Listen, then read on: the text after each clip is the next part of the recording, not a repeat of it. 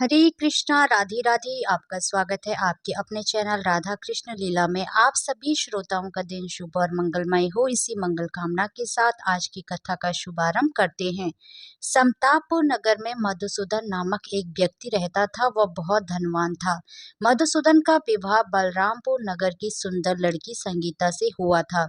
एक बार मधुसूदन अपनी पत्नी को लेने बुधवार के दिन बलरामपुर गया। मधुसूदन ने पत्नी के माता पिता से संगीता को विदा कराने के लिए कहा। माता पिता बोले, बेटा आज बुधवार है, बुधवार को किसी भी शुभ कार्य के लिए यात्रा नहीं करते। लेकिन मधुसूदन नहीं माना। उसने ऐसे शुभ अशुभ की बातों को ना मानने की बात कही। दोनों ने बैलगाड़ी से यात्रा प्रारंभ की। 2 कोस की यात्रा के बाद उसकी गाड़ी का एक पहिया टूट गया। वहां से दोनों ने पैदल ही यात्रा शुरू की। रास्ते में संगीता को प्यास लगी। मधुसूदन ने उसे एक पेड़ के नीचे बिठाकर जल लेने चला गया। थोड़ी देर बाद जब मधुसूदन कहीं से जल लेकर वापस आया तो वह बुरी तरह हैरान हो उठा, क्योंकि उसकी पत्नी के पास उसकी ही शक्ल सूरत का एक दूसरा व्यक्ति बैठा था। संगीता भी मधुसूदन को देखकर हैरान रह गई। वो दोनों में कोई अंतर नहीं कर पाई। मधुसूदन ने उस व्यक्ति से पूछा, तुम कौन हो और मेरी पत्नी के पास क्यों बैठे हो? मधुसूदन की बात सुनकर उस व्यक्ति ने कहा, अरे भाई, यह मेरी पत्नी संगीता है। मैं अपनी पत्नी को ससुराल से विदा कराकर लाया हूँ, लेकिन तुम कौन हो जो मुझसे ऐसा प्रश्न कर रहे हो? मधुसूदन ने कहा, तुम जरूर कोई चोर या ठग हो। यह मेरी पत्नी संगीता है। मैं इसे पेड़ के नीचे बैठाकर जल लेने गया था। इस पर उस व्यक्ति ने कहा, अरे भाई, झूठ तो तुम बोल रहे हो। संगीता को प्यास लगने पर जल लेने तो मैं गया था। मैंने तो जल लाकर अपनी पत्नी को पिला भी दिया है।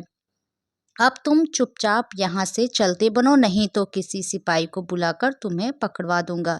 दोनों एक दूसरे से लड़ने लगे। उन्हें लड़ते देख बहुत से लोग वहां एकत्र हो गए। नगर के कुछ सिपाही भी वहां आ गए। सिपाही उन दोनों को पकड़कर राजा के पास ले गए। सारी कहानी सुनकर राजा भी कोई निर्णय नहीं कर पाया। संगीता भी उन दोनों में से अपने वास्तविक पति को नहीं पहचान पा रही थी। राजा ने दोनों को कारागार में डाल देने के लिए कहा। राजा के फैसले पर असली मधुसूदन भयभीत हो उठा। तभी आकाशवाणी हुई, मधुसूदन, तूने संगीता के माता पिता की बात नहीं मानी और बुधवार के दिन अपनी ससुराल से प्रस्थान किया।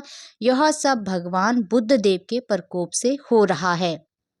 मधुसूदन ने भगवान बुद्ध देव से प्रार्थना की कि हे भगवान बुद्ध देव, मुझे क्षमा कर दीजिए। मुझसे बहुत बड़ी गलती हुई है। भविष्य में अब कभी बुधवार के दिन यात्रा नहीं करूंगा और सदैव बुधवार को आपका व्रत किया करूंगा। मधुसूदन की प्रार्थना करने से भगवान बुद्ध देव ने उसे क्षमा कर दिया। तभी दूसरा व्यक्ति राजा के सामने से गायब हो गया। राजा और दूसरे लोग इस चमत्कार को देख हैरान हो गए।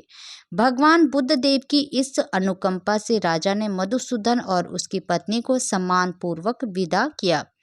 कुछ दूर चलने पर रास्ते में उन्हें बैलगाड़ी मिल गई। बैलगाड़ी का टूटा हुआ पहिया भी जुड़ा हुआ था। दोनों उसमें बैठकर समतापुर की ओर चल दिए। मधुसूदन और उसकी पत्नी संगीता दोनों बुधवार को व्रत करते हुए आनंद पूर्वक जीवन यापन करने लगे।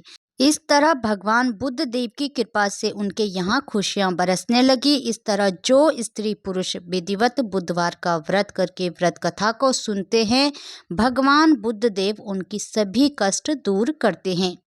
हरे कृष्णा राधे राधे। भगवान श्री कृष्ण और राधा रानी की कृपा आप सभी पर बनी रहे। जय श्री राधे।